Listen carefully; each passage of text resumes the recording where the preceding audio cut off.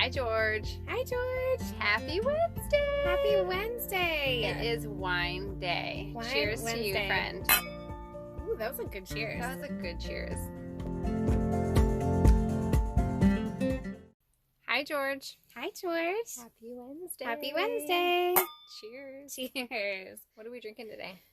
Prosecco. Fancy. Let's see. It is a solo Prosecco.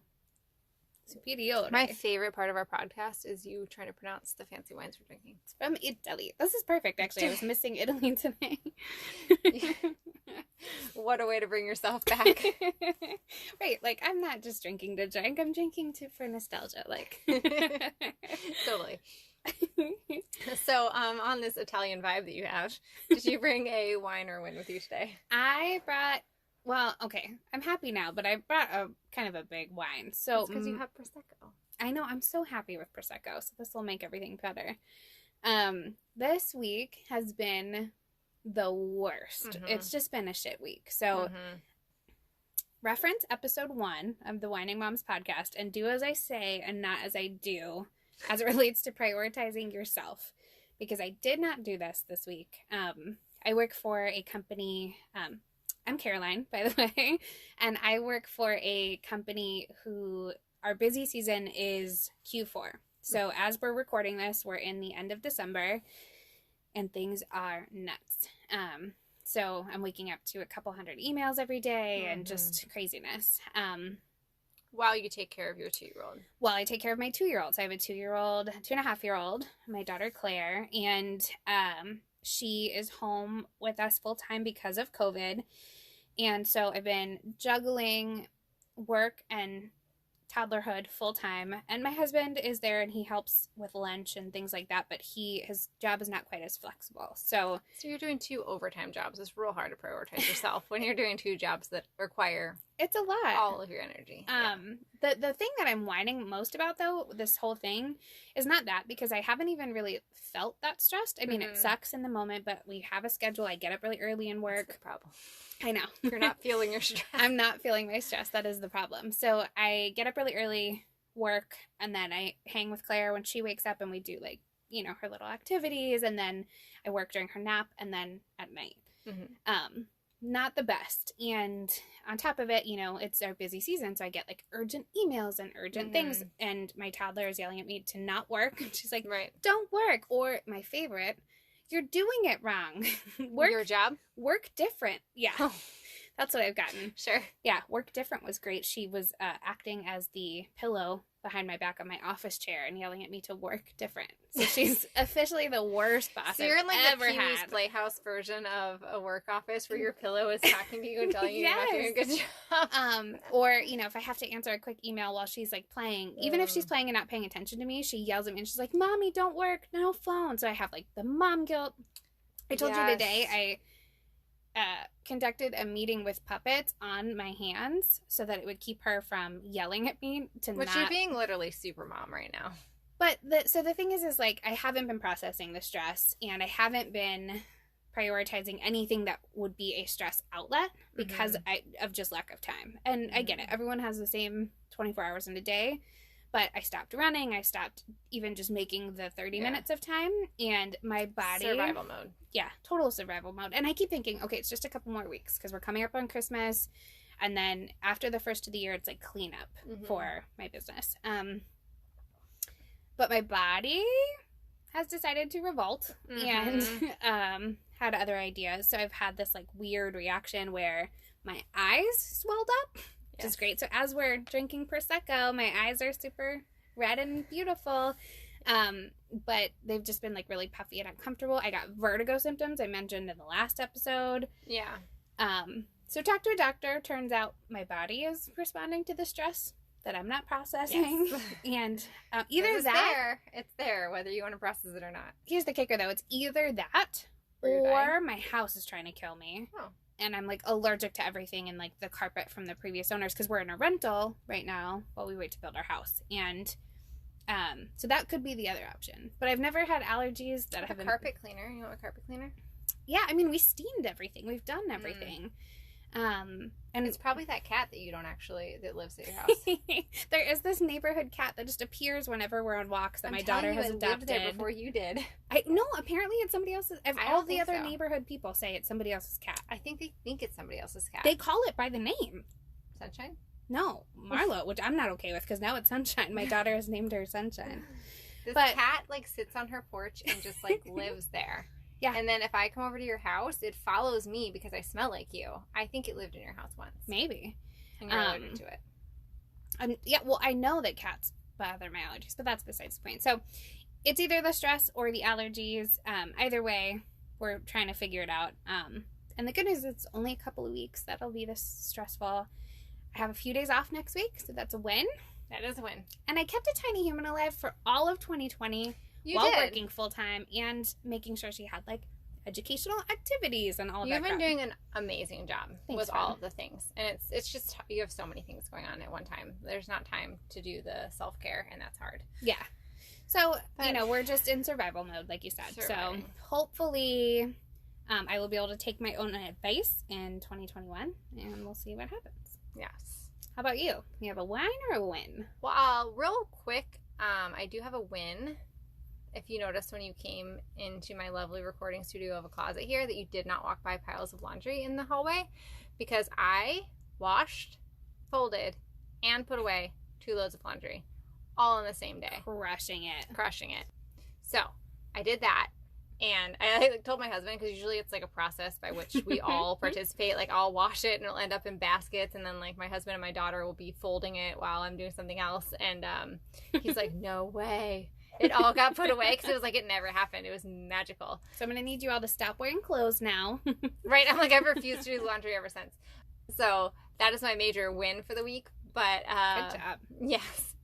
So I just had to share that because I feel like all moms and humans can relate to the fact that the laundry is just an ongoing, never-ending pile of nonsense. Actually, one of my best friends, he calls it his floordrobe because he washes all the clothes and they're clean. Floordrobe. But then they just end up in a pile, and that's where he selects his clothes for the day. And I'm like, what are you doing? That. I know. My entire family has a floordrobe now, so I can't even make fun of him for it. But, yeah. Ryan calls that his gently used pile. He'll take something off that he, like, wore for but he doesn't wear them at all. Like, he washed them, dried them, and then just doesn't hang them up. That's really funny. So, I feel like he'll be happy to have a shout out in our podcast here with his floordrobe. Hopefully that'll catch on. But, that made my day, so thank you for whoever is the creator of the floordrobe. But yeah, that's also an adulting thing, right? Too, you have your gently used pile that's, like, not dirty enough to wash, but also not clean enough to hang up. Right. So then you just nobody really has a good spot for that. The gently used pile makes me stabby because he'll put, like, an item or two in the gently then it ends up pile, like 20. and then there's 15 things that I then just take to the washing machine. Because they don't actually get worn again. Right. I feel like that's just his way of not taking it to the and washing somehow machine. My husband has, like, triple the amount of clothes that I have. I don't know how they do it. And how do his clothes never, like, age? My clothes all age terribly and have holes. Because girls' clothes are twice as expensive as boys' clothes, and also twice a quarter as of the quality. Yeah. So also makes me stabby. I know, right? But my wine for the week is kind of more, I just want to ask our listeners for some advice. So what we're going to transition to is our topic on breastfeeding today, which is just a whole topic that will probably come up a lot in our podcast anyway. So I wanted to kind of do a deep dive into just our experiences with breastfeeding today. But I guess, a little bit of a whine is that my son, who is 22 months old, he weaned very quickly from breastfeeding not too long after he turned a year old. We were down just maybe like a couple feeds. And then probably for the last 6 months, he's been down to just his feed before bed.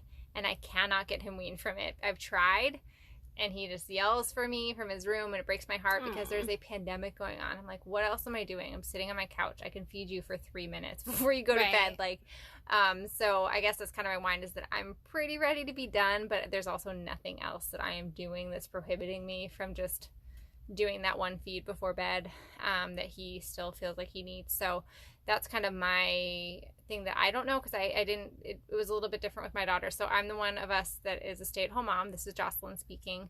And I have my 5-year-old and my 22-month-old that I breastfed both of them. And we'll go ahead and talk more about that in the episode here ahead. But with him, I just don't know how to wean from that last one. So if you find us on the Whining Moms Podcast Instagram. Send us a direct message. I'll get the advice out there to the other listeners as well if anybody else has this question as I'm nearing the end of my breastfeeding journey here. Yes. Is there any way to just gently get them off that last feed? Will he all of a sudden just stop? I don't want to have a bunch of tears, especially because I'm home anyway. So right, the last thing you need in a pandemic is extra stress. Right. If it's something that's comforting him, it's not the end of the world, but I would like to wean him off of it, and I just don't know how, because we're down to literally less than 5 minutes once a night. Yeah, but that less than 5 minutes too also is like your something. body. Yes, it's so close, but it's so far. Yeah. So let us know what your thoughts are on that, because there's so many different perspectives out there, and that's kind of what we'll chat about today, but definitely keep us posted on tips to help with that. Yes, thank you. So as we dive into our main topic on breastfeeding here, we were both kind of discussing, we've had 3 very different breastfeeding experiences amongst us, because you pumped exclusively with breastfeeding. My daughter and my son both ate from the breast, but very different experiences with both of them. So I wanted to kind of talk with our listeners about our experiences in case that helps somebody that's going through it now, because I know for me, reading about other people's experiences, and following things online and whatnot helped me feel like I wasn't alone in the breastfeeding journey. Totally. But before we even get to that, just kind of talking about what we knew about breastfeeding before we started, before we even had our tiny humans, and kind of what that looked like. Yeah. So for me, I went to the breastfeeding classes, and I think it was one class actually. Wait, pause. Were you breastfed as a child? Like, do you know if your mom breastfed I was you? not. Okay, me either. Yeah. Did your mom ever talk to you about that? Well, no, because she didn't really have, I think she said that for her, I think it just wasn't as practiced then. Right, like that wasn't the popular... No, and she would have been very excluded from everything if she chose to do that, because it would have been very... taboo to be... Yes, to be breastfeeding. So we don't have that kind of information as we do with so many other things with parenting that you can just ask the generation above you. Yeah. So I did a class and read about it and stuff, but everything I personally heard was just like, oh, it's natural, give it a try. And then my kind of anecdotes from other people were more that they tried it, maybe they were successful for 8 weeks, or maybe they were successful for 3 months, or whatever it was. It was temporary very success much is what you heard? Very temporary success. So I remember going into my breastfeeding journey thinking, okay, well, I'm going to try it. Anytime anyone asked me if I was going to breastfeed, I would say, yeah, I'm going to try and see how it goes, because I felt like that was the right answer, that I should try, because now in our generation, it's expected that you should at least try. Right. I feel like there's this culture of like bullies that say if you're not breastfeeding, it's like equivalent to child abuse. And Right, which is not okay. Yeah. Why do you get to tell me what I should do with my boobs? Nobody should be asking you about your boobs. No. Like, there's something about being a pregnant human that people think that they can ask you about all of your body parts and experiences in a way that they don't ask you in any other part of your life. Like, no, please stop asking me about what I'm going to do with my boobs after my baby's here. But, so that was my reply was always, I'm going to try, but I fully also believed I was going to fail, because I feel like that's also in our culture as well of, yes, you should try, but also it's nothing that anybody lasts that long at. Okay, see, I had a different experience where I always thought, like, oh, it's supernatural. And I remember, like, thinking, like, it's this great thing you can do for your babies. And, like, the only people I really ever knew that I saw, like, breastfeeding, like, my sister-in-law breastfed her twins for a really great stretch of time. And she's actually was a lactation consultant, I believe, like, at the time where I was, like, kind of going through childbirth and all of that. And I remember her talking about how hard it can be, and my mom never breastfed.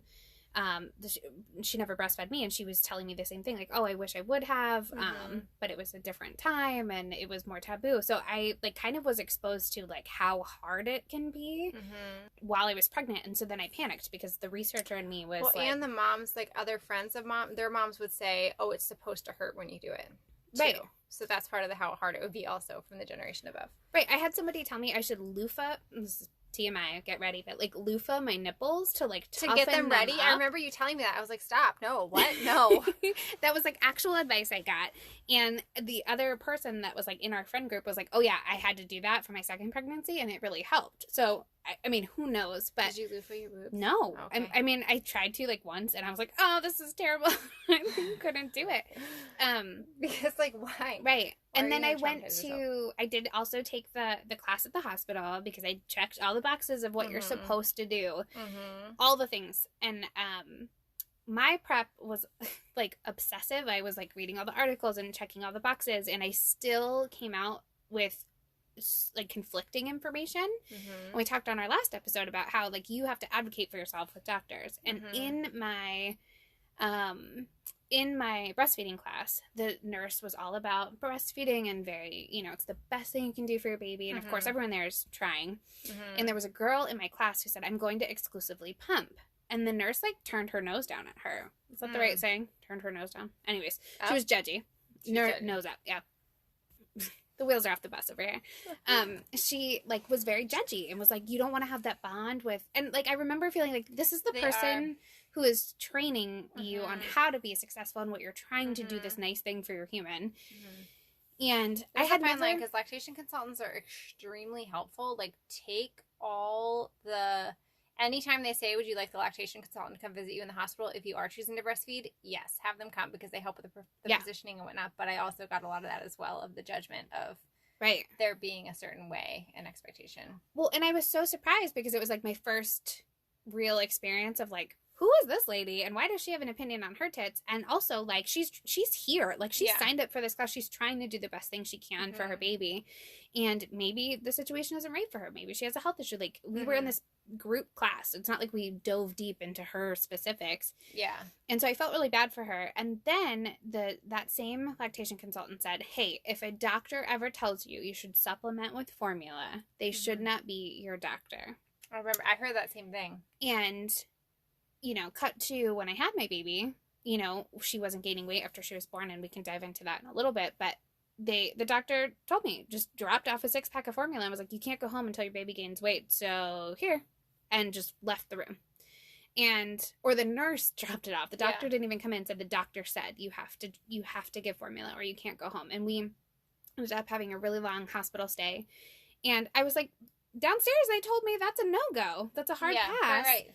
My sister-in-law, who's a lactation consultant, is on the phone. We had the lactation consultant from the hospital come in. And so I was just, like, distraught. So, and I feel like there's that piece, too, where they miss I think sometimes it's missed that this is a new mom and her new baby, and this is the first experience for them going and everybody is different. And there's not the time taken of... let me talk you through why this is and let me help you make a choice. Right. It's more just here's this information and then I'm just going to move on and let you deal with it as you may. Right. It's and for them, like they'd like for you to give the formula because then your daughter's going to gain weight faster and then you can leave. Right. And not be. I never even really thought about the motivation of having us get you up and out. Yeah. Yeah, because like I ended up having a C-section and that's usually a longer hospital stay, but we were there 5 days. You were there a long time. Which is a long time to be in there with a newborn. Yeah, and they basically were like, well, you have to leave anyway because your insurance is running out. And, like, we just didn't know. Like, you know what I mean? But so what was it like for you when you first, like, your first breastfeeding experience, and what did that pan out for you? Well, I talked a little bit about this. I believe it was in our last episode no, you know what? It was in our second episode. We talked about my breastfeeding advice from doctors. Yeah. And that was kind of my first experience breastfeeding my daughter. She struggled to latch initially, and they gave me a Nipple Shield to work with, which those things are pretty magical in helping you, especially if you are a first-time mom, instead of loofahing your nipples before you start. I didn't even know they were a thing until after Claire was born. Yeah. I didn't either, but they handed me one at the hospital because it does kind of get your nipple out in more of like a... Explain what it is. It's this little like silicone. I don't even know how to describe it. It's like a little silicone cone that it like sucks your nipple into it basically, so they can latch onto that, and it kind of looks more like they're drinking out of a bottle with that, and so it just kind of helps them get the latch on if they're struggling to latch on. But I wish that they didn't give it to me as soon as they did, because it was literally right when she came out and she was struggling to latch, and I was like, okay, let's try this thing. And she latched on with that, but it took me 5 months to get her weaned off of it. So they are good. But my advice on that would be, it's okay to tell them, I want to keep trying just a little bit longer before we introduce the shield, or introduce the shield, but get the lactation consultants in there to try to get the latch right when you have all that help around you as well. because I think I was just so nervous to get her to latch and get her to eat that I just wanted to keep using it. But it made it hard because you have to like get it positioned properly, and she would knock it off all the time, and then she wouldn't eat without it on there. So it made that experience a lot more difficult. And she was also a very slow nurser, even with that on. So that was kind of my experience in the hospital as well, as she would nurse for a very long time. Yeah. And I mentioned that in our second episode, that the doctor was kind of judgy about that she's just using me as a pacifier. I'm like, guys. I got really, really hung up because in my stress research, I got really hung up on like all of the average timelines. Like they say, don't introduce a pacifier until this time because of nipple confusion, and don't use a nipple shield, or don't, like all of the different, don't even try and introduce a bottle until, I can't even remember the timelines now, but until so many weeks because of nipple confusion. And if I had it to do over again, I wouldn't be so worried about the like appropriate timeline. I would just use my intuition, which I wish I would have done from the get-go. Which is why I say mine was different with my second, because that's how I was with that. So I was like, well, I don't remember what they said exactly for the pacifier timeline, but like just trying to go with what seems to be working for you in the moment. And it's stressful. You have this tiny human that you just birthed. Your body just went through a trauma. They can't help or hold their head or anything, and you're trying to get them to figure out how to position on to your breast around the clock with no sleep. Right, and that's the thing. They need to eat, but they don't know how to do it yet either. So you're both, especially with your first, you're both learning, and then you're successful, and then 2.5 hours later, it's time for them to eat again. So you don't even get a break from like, oh, I did it, and then you have to do it again.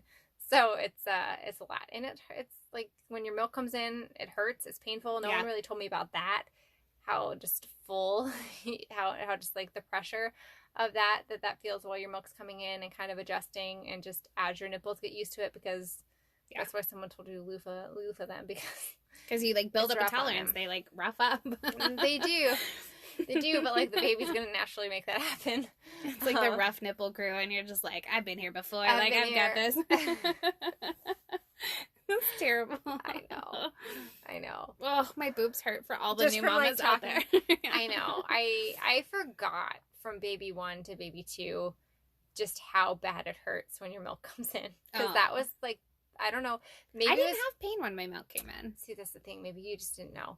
Because like with the first, it's your first time. We both had C-sections with all of our babies. Yeah.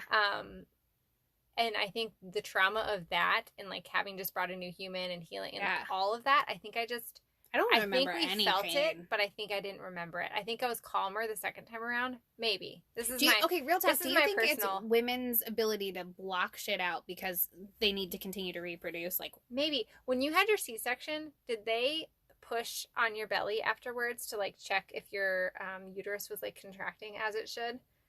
I don't even remember. See, I didn't either. They swore to me in the hospital that they had to have done this the first time. I swear, when I had my son, who was my second baby, it was like 12 times that they came in over the span of the 3 days I was there and pushed on my belly right next to my incision to make sure that things were like contracting. And maybe they weren't contracting appropriately and they just didn't want to tell me. But I was like, I don't think you guys did this last time. This really hurts. She's like, no, we did. We have to do this. I'm like, you might have done it like once. I don't think you did it this many times. I was just so upset about it. So I do wonder if I just blocked so much of it out, and then I was calmer going into the second time. Maybe. That like these experiences, you're like re-traumatized, and like traumatized in the worst way, because you're like, oh, now I know, and now I know again, like, what happened. And it's like every time you find something new. Every time. It's like, ooh, what's around door number 2? Like, oh, another traumatizing I thought I was prepared, but I blocked out all these hard parts about it. It's just like a testament to like how badass women are. They are. When I think back to all of the things. If you was fresh in your mind, no, you wouldn't do it again. No. Okay, wow. I'm just like absorbing that, because like I told Ryan I can't remember, like I remember the breastfeeding struggles, but I don't remember like the hospital. We were there 5 days, and I don't remember, like, I think I blocked it out maybe because I mean I remember like holding my baby, and I remember. Should we have a longer conversation about how you don't process your stress? Yeah. Is this you telling me that we need to talk about this? Hashtag, like, it's time for therapy. Hashtag my eyes are swelling over because I don't process my stress. In 2020 will be the year I like explore therapy and process my stress. For now, we're drinking and talking about breastfeeding past trauma. So, it's okay. It's a version of therapy. laughing is good. The laughing helps. Oh my God. So speaking of your breastfeeding journey, like I am like adjacently stressed out by your breastfeeding journey because you pumped the whole time, and I have mad respect for mamas who pump, because it was the worst. Pumping is the worst. Oh, but I have to say, I'm like encouraged because I've had a few friends that have recently had babies and they're like, pumping is great. And like, I'm like, what? Excuse me? It does give you, I guess, well, I don't know if it gives you freedom. Okay, so here's the positives I can see, right? It's like it continues to help you produce milk for your baby. So there's like this thing that's this measurable accomplishment. Some people really love that. There's if also, you respond to the pump, it is. If you respond to the pump, yeah, it can also be frustrating. Yes.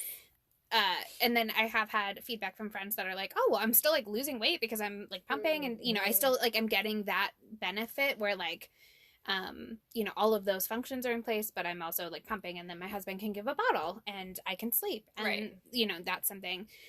What was unique about my pumping journey was I didn't know a breast pump was like a thing I would ever need to use. And like I knew I was going back to work and would eventually pump, and I knew women that were in the office were pumping, but like I didn't process it. You don't know until you know. Yeah.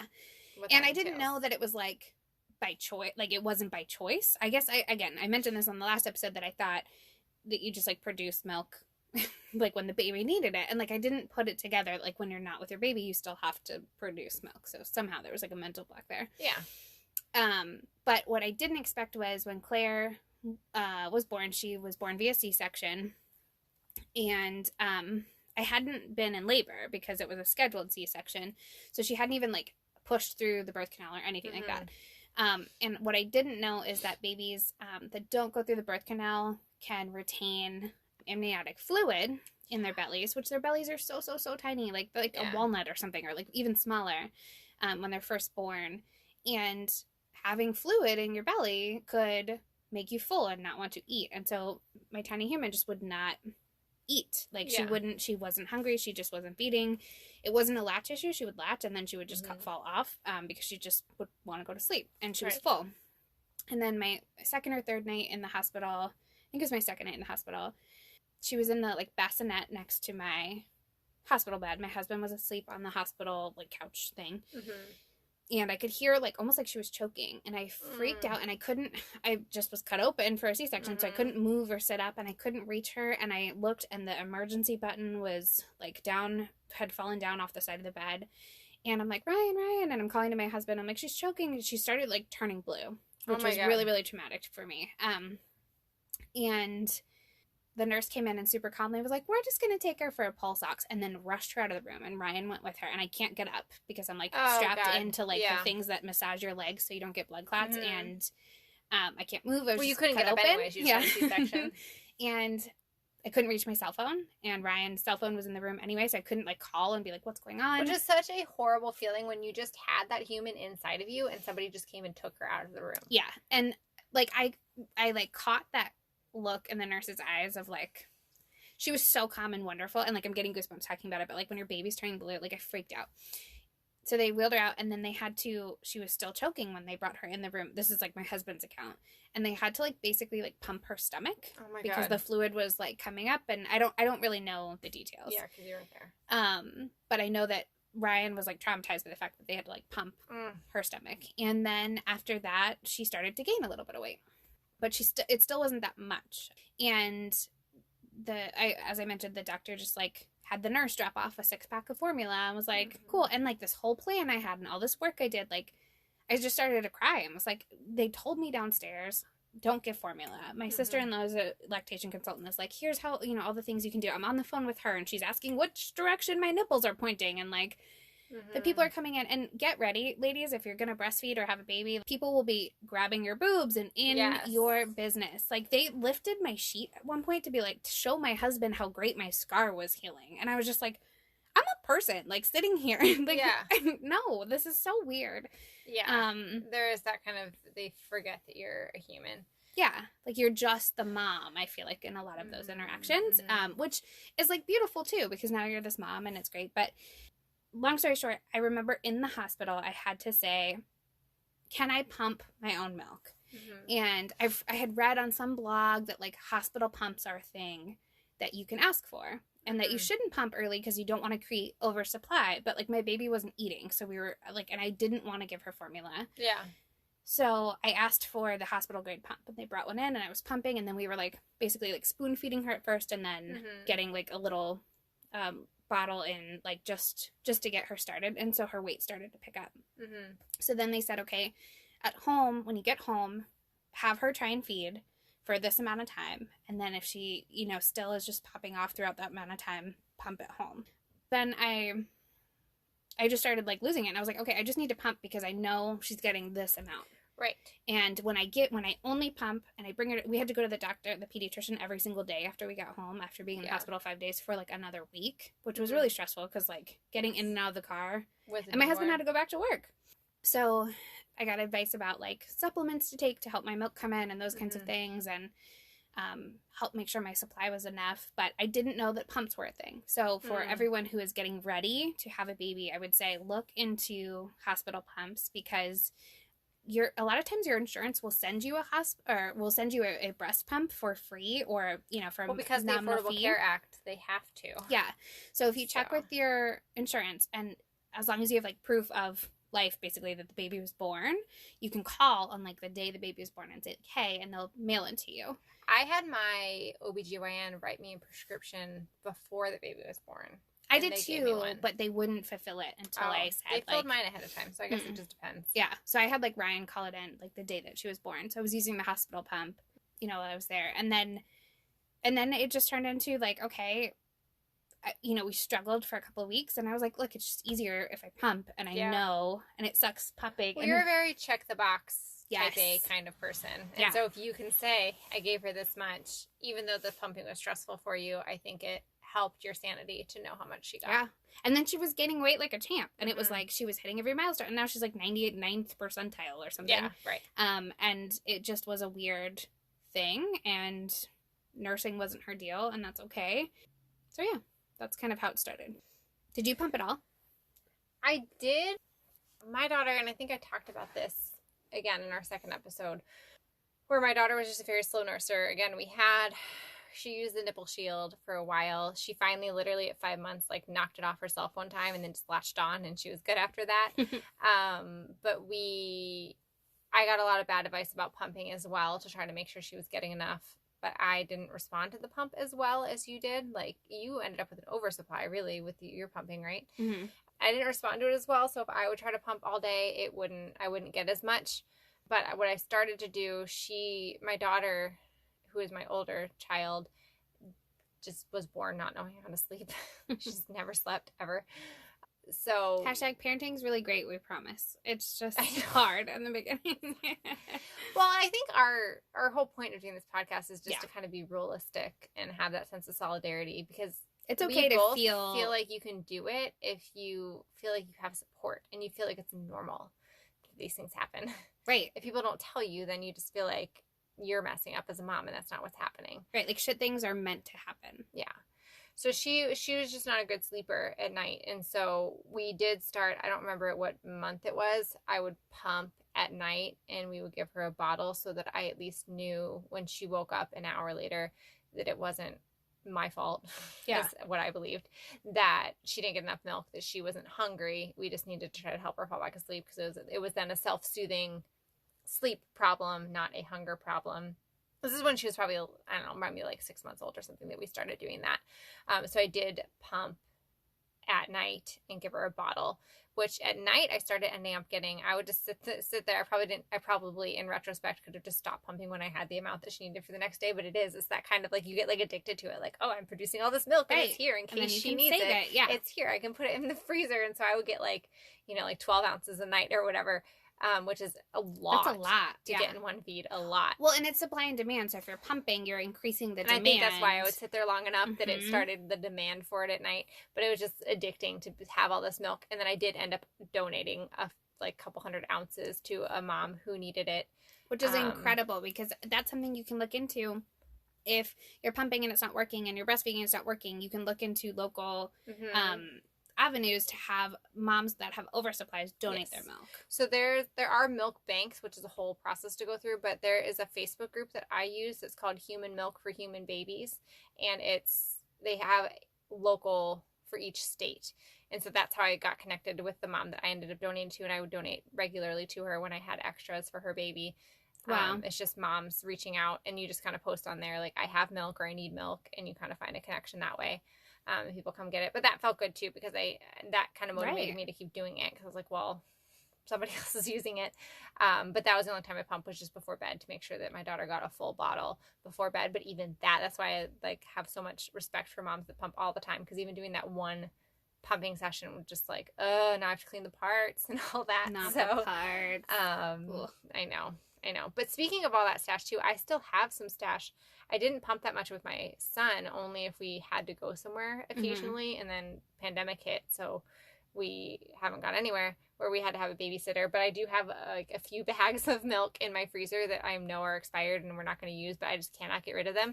But you and I were just liquid gold. It is liquid gold. We were talking about the Instagram page that we've recently found, the Liquid Goldsmith. Oh yeah, and her jewelry is beautiful, and it's pretty rad. It is, and so I've been thinking about that. I'm like, oh, I have these. She makes jewelry out of breast milk. So that you can, which at first admittedly sounded strange to me, but now I realize it's like you work so hard. You work so hard for it, and it's like a little piece of your journey that you had. What a cool memory. I know. So I haven't looked into it yet to know like what the process is, but I do know I have these bags of milk. So shout out to her. Her jewelry is pretty rad, and we'll link her account in the show notes concept as well. So if you end up having that extra milk, but that was to see what you have pumping. I know. I know. I saw like the ring she had, and it's all very pretty. But that was my very limited exposure to pumping.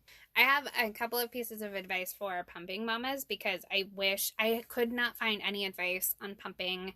Like, I scoured the internet. There's not a lot. There's not a lot. So a couple of things to know when you are pumping is that different pumps work differently for different moms. So if you feel like your supply isn't what you want it to be when you're pumping, and you have to pump because you're working, or whatever the case might be, or you're away from your baby or whatever, try first different size phalanges. I feel like phalanges is a Phoebe word. I can't help not say phalanges because of Phoebe, but I think phalanges. I think phalanges is probably the word. Do you like how we read all this stuff in our? I just want to point out, we read these things in our mind as we're like scrolling through the internet at like 3:30 in the morning when our babies won't sleep, and then you think you say it a certain way until you try to say it out loud. Middle of the night research is a whole other thing too. That's something that will happen as a new mom. Do you know how many things I have like how many deals I made on like Facebook Marketplace for like baby items at 3 in the morning? So I'd be like, oh, nobody else is up right now. See, I was just researching everything and then purchasing said like on Amazon. Yeah, this is how I learned about phalanges, because I was pumping in the middle of the night. The item shows up at your door and you're like, oh, did I actually order that? I thought I just thought about it. I was delusional. I saw a meme once that was like, the amount of Amazon packages that show up for a new mom are like directly related to how hard the baby's night was the night before, because you'll try anything. You'll try anything, but also like I found when I am overtired and I see this like shirt or whatever that I want online, I'm like, I deserve it, and then you like purchase it. See, I wasn't doing like deserving, but I was like, I definitely need to try out 6 different sizes of phalanges. Phalanges. We're just gonna call them. I'm just gonna call them phalanges. I will say it wasn't usually something. It was like a breastfeeding shirt or something. I'd be like, sure, I can buy this $29 shirt. That seems like a great idea. I am sustaining life, damn it. That will make this process easier on me. I should buy it, and it shows up, and I'm like, that wasn't a good idea. But yeah, definitely check out the different phalanges. We're just gonna call them phalanges. Do you want to spell it for our listeners? Because no, I got nothing. Nope. Nope. Prosecco is Flanges. Is that how? I stopped listening, or maybe my brain like blocked out. I was trying to plan the next letters. Rude. Okay, you're welcome. So check out the different sizes. If that doesn't work, also check out different pumps, because I've had like the pump I swore by was not the pump that, and I know like they can be expensive, and that's really tough. So talk to your doctor, talk to friends that maybe have a pump from when they were pumping. I do know that new pumps are a lot more efficient, so they can get like kind of worn down. Well, and I had a friend reach out to me and ask about pumps before she had her baby, and I just tried to find one that had a lot of different speeds, a lot of different suction options, so that at least she had things to play around with if it didn't quite work, that she had options. And talk to your doctor, because sometimes their prescription will only be for one kind of pump. Okay. Like mine was, I had to call 3 different insurance companies, or I had to call 3 different makers because my insurance company would cover these 3 kinds. And so I had to like kind of research between those. But there are different speeds, there are different features, and like read the reviews. And if you have options, great. If not, there's a lot of great resources on the internet that tell you about even the manual pumps. I've had friends that manual pump was the only way they did it, which sitting there for half an hour, like, and my supply did not, because I didn't ever breastfeed, I had to pump for longer sessions to like get the same result. So the sound of the pump will drive you absolutely bonkers. So get some really great headphones, get an audiobook, like watch the show you want to watch when you are plugged in. Use that as your time. Because if you're stressed out and annoyed by the sound and watching your milk drip out into the bottles, from what I understand, that's not helping your situation because the stress of it is... I've noticed that I did notice that the stress really inhibited my supply. The worst part of exclusively pumping was like if you were in a pinch where your baby was hungry and you're pumping and like your husband is holding the baby. So if somebody is... That's another tip, is if somebody is watching the baby for you while you are pumping... Yes, it can be great to like see the baby to help generate your milk, but if they are in a state of like fuss, have them take the baby elsewhere. Get out of there, because you need to be able to not be, at least for me, the sound of my baby's cry made me panic, and it didn't make my milk come in. It made me think like I can't hold her because like I'm bigger chested, and if I held her she would knock off the phalanges. Right. So check the size of your phalange, check the pump. get some me time while you're pumping. Wear headphones, watch a show, do something that will distract you from the sound. Also, there are really great wireless pumps now. I've heard Elvie, which is, I'll link it in the show notes, but I didn't use it personally, but I've heard such awesome things about it. Well, and I know for our listeners that can, if you can afford a more expensive pump, I know that you said since your pumping experience that would have been worth it 100 times over. I would pay $1,000. Right.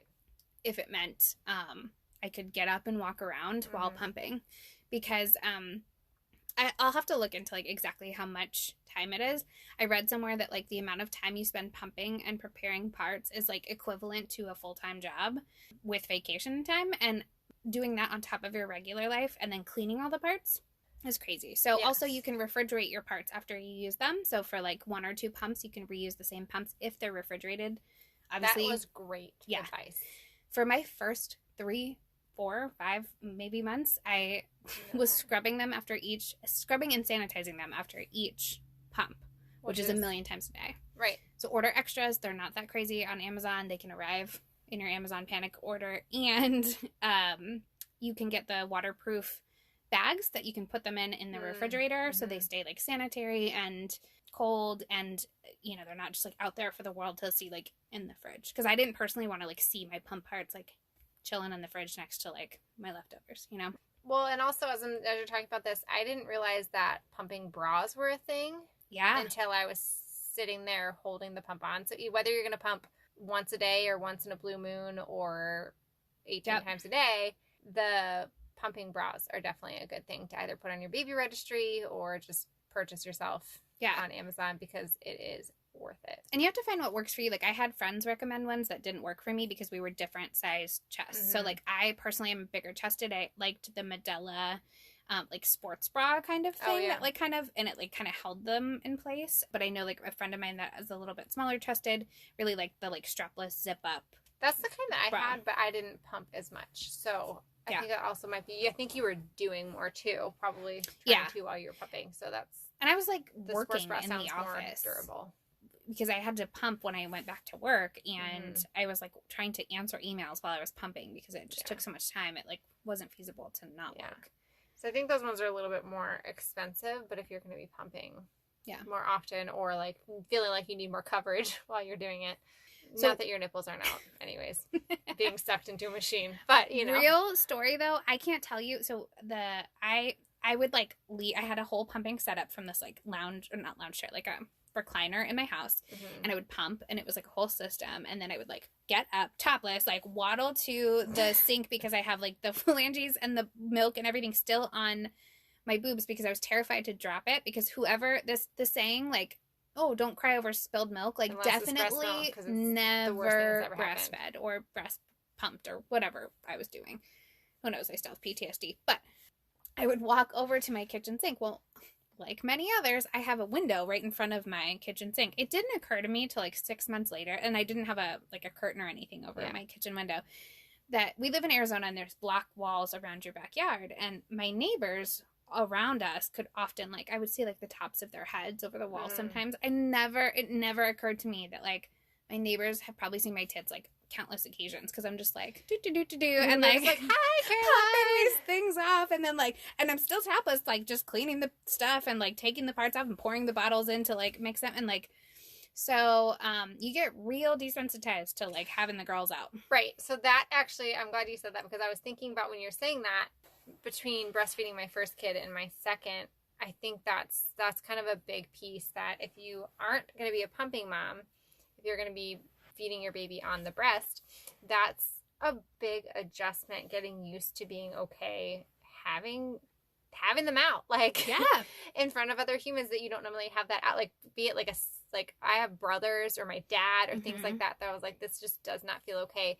So with my first, I think that made it kind of a tortured experience for me, because I, even with a cover, would not feed in front of anybody else because I didn't want to make anybody uncomfortable, and I had my own discomforts with it, but just because of how much I was worried about how other people were feeling, or if somebody would accidentally see something, I just was. And again, generationally, we thought that was like a taboo thing from the generation that raised us. Right. So I would always go somewhere, like into another room, and then my daughter would take, sometimes 40 minutes to feed, and so I would just kind of be discluded from whatever event was happening, or I would try to pump so that we could then give her a bottle.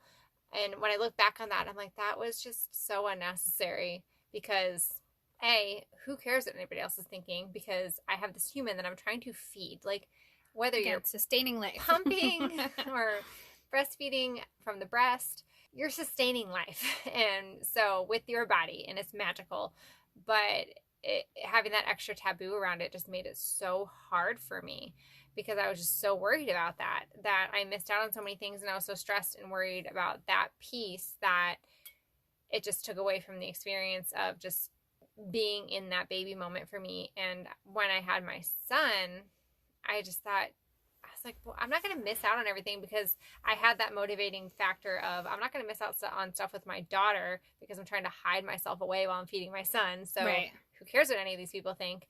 And so I was more open to feeding him wherever, and that made me so much more successful in breastfeeding. I, at the end of the day, on paper, was quote unquote successful in breastfeeding both of them, because you made it to over a year, which I feel is like the like benchmark. Yeah, so I was successful until they switched to solids and whatever, but it was just such a different experience. Like, when I remember breastfeeding her, I had so much emotional turmoil around it because of so many things that had nothing to do with actually breastfeeding her. But you have all those extra things because you're transitioning to being a mom, and that new identity shift, and you've never once before had your boobs out in public. And you feel like a cow that like is pumping milk. It's a very weird, social pressure thing. Yeah. So however you're doing it. But with my son, I found I had a breastfeeding cover with him that was like a 360 cover. It was actually a car seat canopy that was very lightweight that you could put over the canopy, which is great for especially Arizona or wherever you live, just to block the sun but not be suffocating, because they are so lightweight. But when I used it for breastfeeding, I found with my daughter, I had a cover that only kind of like went around my neck and went in the front, but I always felt like the side angle, or she would like swat at it when I would try to feed her, because who wants to be fed with a cover over their head? Right.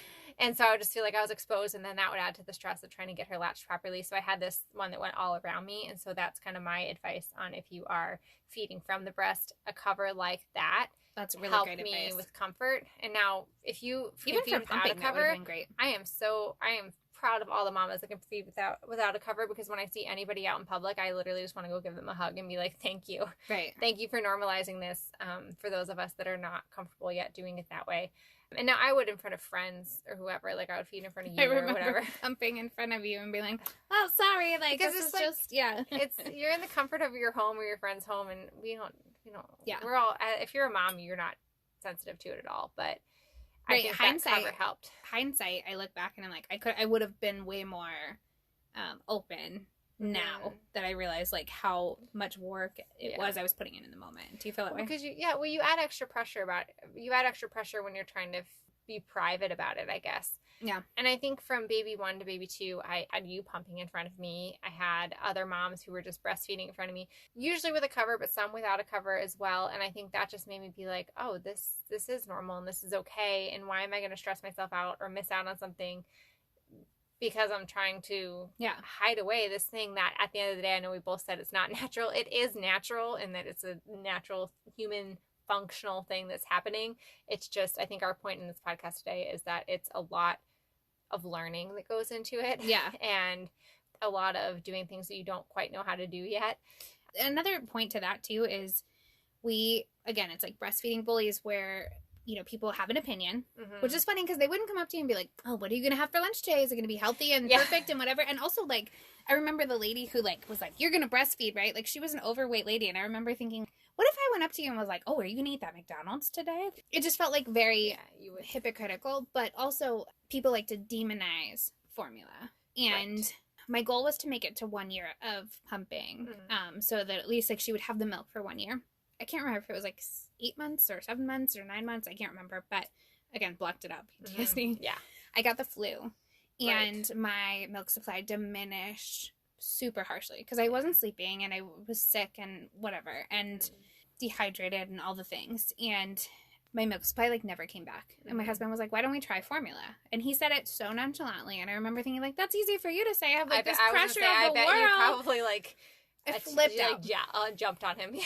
I did. And he was trying to be so helpful and he was trying to like help me see that it's perfectly normal. And do you know that not one negative thing happened when we switched to formula? She was like even happier because I was happier. I was sleeping. I wasn't worrying about like, am I freezing enough milk? Do I have enough? And because I was getting to the point where like my stash was not a really great freezer stash. It was like I would have a freezer stash for a full day if she ate this amount. But if she was really hungry one day, then I was kind of screwed. And that was really stressful. It's a really awful feeling to not feel like you have enough to feed your baby. Yeah. And it just made me feel terrible. And then when I switched to formula and I had this like ready stash available, again, I know formula is expensive and some babies do have reactions to formula. And so there's different things to try. So talk to your doctor about what the right formula is or what's best for you in your circumstances. But I was a better mom to Claire when I was formula feeding her than when I was a hot mess express worrying about can I pump on top of spending time with you, on top of spending time with my husband, on top of work, on top of cleaning, on top of whatever. Right. And that's the important distinction is that yes, it is a good thing for your baby to have breast milk, but also it's a good thing for your baby to have a sane mother who doesn't feel like they're over stressing about all these other things. And either way they're fed. And I think that's I'm glad you brought that up as well because we don't want to do this episode making moms think that they have to breastfeed. It's just we've had such different experiences with it. The point is it's different for everybody. It's different for everybody. And I think what I try to ask any mom friends I have that have chosen to breastfeed and then are struggling with it is I'm like, okay, are you coming to me because you want me to help you try to figure out your breastfeeding success and problems that you're having? Or are you coming to me because you think you want to go to formula and you just feel like you need somebody to tell you that's okay? You're the best, like, therapist ever. No, because she's not, like, bullshitting. She, like, legitimately did that for me. And that was such a helpful thing just to know that, like, either way is okay. Yeah. And because no mom ever, I feel like, at least in my circle, has come out and just said, I think I want to switch to formula. It's like you almost need somebody to give you permission. So, and for any new mom, ask them, do you want advice or do you want to just vent? Because either way, I'm here. Yeah, because it's hard and I just don't know. I would never want to, because how torturous would that be if like what your friend actually needs to hear is it's okay to stop. Yeah. And you're hearing, oh, you want help? Here's all this advice, because that doesn't help. Right. So it's important to meet people where they're at and figure out, no matter what decision you make, it's okay. And everyone will have an opinion on it. And that was something I had to get more toughened up to, because I am somebody who really worries about what people think. You know what's best for you and your baby. Yeah. All right, George. Well, on that note, you know what time it is? It's time for a crazy check. Crazy check. All right, lay it on me. What do you got?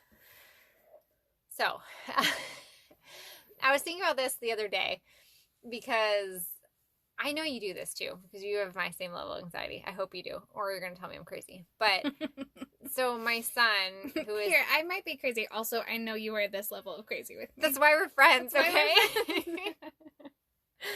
friends. So my son is who I talked about at the beginning of the episode. He's 22 months old. He's the younger of my 2 children. It does not matter that I have 2 children, though, because I still go to this level of crazy about any physical ailments they've had. Like, I have texted you at, 7 p.m. as I'm zipping my baby into his sleeper for the night. Like, do I need to be worried about this thing? So I was thinking about it the other day because we were having a meal the other day. I don't know if it was lunch or it was dinner, but we looked over and my husband and I were both like, why is his ear so red? Like, his earlobe was very red. I don't know why. It was a very strange thing. Like, he didn't hit his head. There was nothing that he could have, like, injured it by. He does, if he gets any type of mosquito or bug bite, it turns into a very red mark and then it's gone the next day. He has very, very sensitive skin.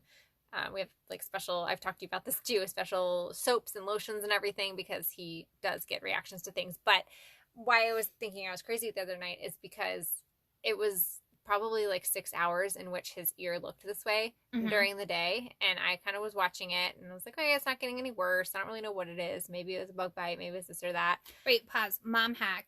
If you see your kid has a bug bite, and I learned this from Emergent stuff. Yes. If you see your kid has a bug bite, just take a little pen and mark it so that you can have sanity for the rest of the day and know if it's getting bigger or not. Getting bigger. And then you can stop thinking that about was the other thing that I texted you about because the first time that he got a mosquito bite, it got so big and red. And I know that Claire, your daughter, had a really bad reaction that you did end up in urgent care. Yeah, that I got infected. So I was like, I'm literally zipping him with his bites into his sleeper at night. And I'm like, I texted him like, is this okay? And you did. You ran through all the things to look at, and his were fine. And the next day they looked fine because they weren't spreading and didn't have any reaction or anything. But I didn't know that until you told me that to mark it. But I was kind of eyeballing it that I knew it hadn't spread. But with his ear, it's contained, but it's just very red. And he sleeps the same way every night. So he sleeps on one ear. on his little cheek side. His one little cheek side. And it was that ear. So I was like, well, it could have just been something from that. I don't know. But there was a full 6 hours of awake time in which I was not worried about this earlobe because I was looking at it. It wasn't changing. It wasn't spreading. It wasn't hot. It was just a weird, I don't know why this happens. Which we as moms all know that there's just things that happen that we're like, I don't know why this thing is happening to you. And then it's gone the next day. Right. And you're like, okay, well, I panicked and went down a Google wormhole about that. But Google wormhole. The way you said that sounded so funny. Google wormhole. But where I would think I'm crazy is that I was fine about it for the 6 hours of daylight. But then as I'm putting him to bed, because you're multitasking. I'm like, I'm gonna wake up in the morning and his entire head's gonna be red. This thing's gonna spread. It's gonna be terrible. Catastrophizing at bedtime. He lays on that one side of his head all night. What if it doesn't get air and then it's worse? But it's like his ear's gonna fall off. Okay, I'm not making fun of you. You are making fun of me. But you've got it, right? Yes. Okay, see, I think we shouldn't do crazy tricks on one another because we're the same level of crazy. We are the same level of insane. But it's like there's something about nightfall in which you're human if they are to the stage where they sleep through the night, that there's going to be, 10, 11 hours in which they're in their room sleeping and you don't know what you're going to find when you wake up the next day.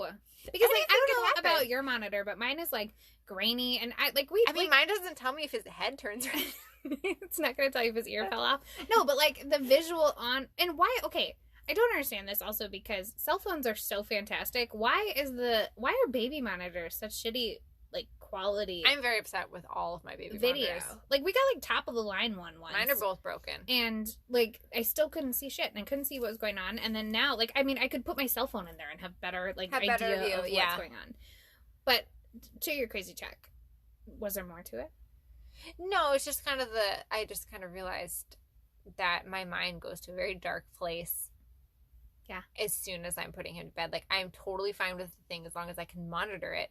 But if I, A, don't know what it is, especially, or B, know what it is, but can't monitor it, I, go off the deep end. I'm like, I think it's going to be horrible. When I put, something's going to happen while I'm not watching you through the night, which, side note, his ear, it subsided over the next few days. I still don't know what it was.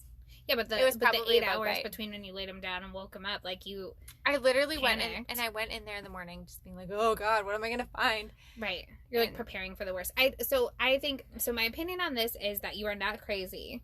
mean, you're crazy, but not because of this. Okay. And the reason is that I feel like, at least this is my thought, that moms are their days are so packed with their tiny humans. I've kind of taken inventory recently of like what I'm doing, because I'm trying to like give myself credit for the shit that I do. Yeah. And it's a lot. I mean, like, you can't eat, you can't pee, you can't do anything without a tiny human there. Yes. At least in our current situations, or anytime you're with your kids. As a stay-at-home parent, I can attest to you that, like, that. I think that was the when you first started staying home with Claire while also working, and you kind of expressed to me that she was watching you pee, and I'm like, dude, I know. Yeah. I know. I haven't peed by myself in 5 years. It's not a luxury that I get in life anymore. You're like, oh, that's cute that you like knew what it was like to pee by yourself. But how are those long, luxurious pees in your office? I think that like the withdrawal, it's like a withdrawal symptom. I mean, I really feel like that. It's like, it's the reason why moms stare at pictures of their babies when their babies go to sleep after they've been counting down the minutes and seconds to bedtime. I've literally done that where I'm like, I cannot wait till bedtime. I am so tired today, and I love my human, but I want her to sleep so that I can just be relaxed. And then what do? I'm like looking at photos of her. And and like recounting the cute moments from the day, because you forget all the bad ones. Yeah, and then I'm like, oh, she woke up. I wouldn't be mad because I could snuggle her. Like, the insanity. So I think, it's withdrawal. That's crazy. It is crazy. Okay, so maybe I'm the crazy one here. Great. Crazy check. That's backfired. So glad I'm the one giving advice today. But also, I think, too, the anxiety that occurs at night for moms is a different level of anxiety, because you're not occupied by anything but your own thoughts. Mm-hmm. You're like consolidating all the memories that you have from that day. So you've run through everything and all the thoughts you had and all the things you didn't pay attention to. Mm-hmm. And in my experience, I like beat myself up sometimes about the things. I have to be really cognizant not to beat myself up about things I didn't do, things I didn't accomplish, things I didn't pay attention to as a parent. I mean, obviously, I'm like watching my kid and she's safe. Right. But, and then when I worry about the things, like Claire recently has gotten nosebleeds, and the other night, right before bed, like because we turned the heat on and I think it got a little bit dry. Oh, yeah. And like we've tried out humidifier since then and it's fine, but she like, I hear her on the monitor and she's like, I have a nosebleed. Aww. And I run in, and sure enough, she's like, it's all over, it's like murder scene nosebleed. Aww. Like, just because she like got it on the bears and the whatever. And then I clean her up, and then I go down the Google wormhole like you called it, and I'm like, severe nosebleed. And of course, like, was it severe? No. And like, I asked her, I'm like, what happened? And she goes, I just don't like boogies very much. She was trying to get the booger out of her nose, and she picked her nose, and it like caused a nosebleed. Yeah. And the whole rest of the night, I was like Googling severe nosebleeds, and I got like regular nosebleeds like through my young adolescent years. I think I remember, and I was okay. Like even in like high school. They just happened all the time. But I have a very dry nose. The internet is a really bad place to go. Dry nose. I'm sorry. I'm gonna like drop off a neti pot. Like, and, like, no, Merry Christmas. No, you're not supposed to do that. Well, okay. Don't mess with the natural chemistry of your nose or your ears. We've talked about this. Right, but I'm the crazy one. No, you're right. Okay. I remember my mom would put like not paper towels, but put towels down on my bed after she had like cleaned it all up. So that's kind of my memory of having gotten nosebleeds all the time. But I was fine. No, but the fact of the matter is, like, she got a nosebleed because it's dry. We put the heat on, and it's Arizona. It's an already dry climate with the heat on. And I went down this rabbit hole of like, she has a brain tumor, and like, I'm not paying attention to this enough. You know how many things you search that your children have that the number one thing is a tumor or cancer? And it's like, what? Don't really, do it. Don't. And mamas, you're gonna do it, so find yourself a friend that you can have a crazy check with, because you will. You're gonna Google. I mean, I don't care who you are. No, you're gonna Google it, but when you have that gut wrenching, oh my god, you need to have somebody that you can reach out to and say, hey, I went on the Google wormhole and I need to just give this to you and tell me in the morning, like, because it's going to be 1 a.m. or 2 a.m. or sometimes 3 in the morning. That's not what my kid has. And I love that you said that there's a different level of anxiety at night, because it so is. And that's something that I have told myself recently is when I'm stressing about something at night, I literally will just tell myself, you cannot fix this thing right now. You've worried about it as much as you can. Think about it again in the morning and see how you feel. Because after a night's sleep, I'll 9 times out of 10 think about the thing from the night before, and I'm like, oh, I was totally overstressing about that because I was only at like 20% brain capacity at that point in the day. Right. And so when you have a fresh mind, it's so much easier. And I think part of it is that you can't you can't do anything about it at that moment. And like moms, like the thing that makes moms magical is that they like spring into action at like a moment's notice. Like kid has a nosebleed, the thing is cleaned up in 3 seconds flat. Yeah. Like you can catch something that like your kid didn't even know they were going to drop 5 minutes ago. Like, do you know what I mean? Yeah. Like it's like you just have these instincts as a mom during the day that you can put into action when you're laying in their bed and they are laying in their bed. There's nothing you can do, and it's like an extension of your body. And I think that's angsty to begin with. But giving it to you, like, and saying like, hey, I just found out on Google that I'm probably dying this week. Like, I literally did this earlier this week with all my symptoms and was like, so I'm just going to like see how it is in the morning. And I like gave it to you because like, that's not going to put you at the same level of anxiety. Right. And if it did, I'm sorry. But, but like find yourself a support system. And if you don't have a support system, write it down or put it in your phone as like a note. Hey, look into this in the morning if you still feel concerned. Yes. Like, get it out of your brain. Give yourself an actionable something you can do to investigate in the morning. Like give yourself the appointment so that you know that like, oh, this is something I will show up for and figure out so that you can sleep. And you're gonna wake up and look at the notes in your phone and be like, I was crazy because I was having my mom anxiety. But at the same time, maybe there's something that's better. Yeah, and it also feels better to look back at that version of yourself the night before and fully go, awake. Okay, and be fully awake. And also, as we kind of wrap this episode up, I wanted to say, too, if you're having these crazy checks or whatever, message our page. Like, we'll talk through them. Yeah. We'll try to help you work it out as well, because our whole point in doing all this is trying to just create this mom community where there is just honesty and authenticity and just solidarity. So find us on the Whining Moms podcast page. Send us, if you have a crazy check, if you have something that you just need to get off your plate and onto ours that you would like us to discuss, feel free to send that, give us a follow, and make sure you're subscribing to hear our podcast when they come out with new episodes. Yeah, thanks for joining us. If you like this episode, give us a 5-star rating on Apple Podcast, and we'll see you Wednesday. Happy Wednesday.